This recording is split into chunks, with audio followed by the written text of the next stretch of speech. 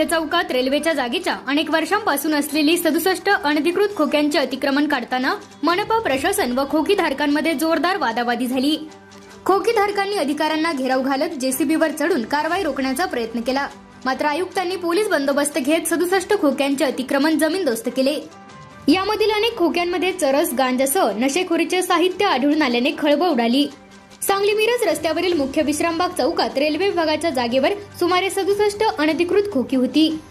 अनेक वर्षांपासून ही खोकी बसली होती।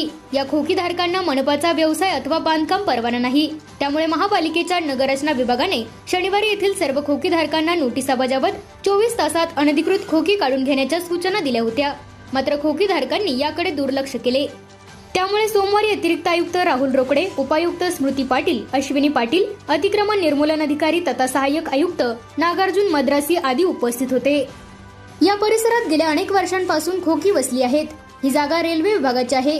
अतिशय मोक्याची जागा असून तिची बाजारभावाने किंमत काही कोटींच्या घरात आहे।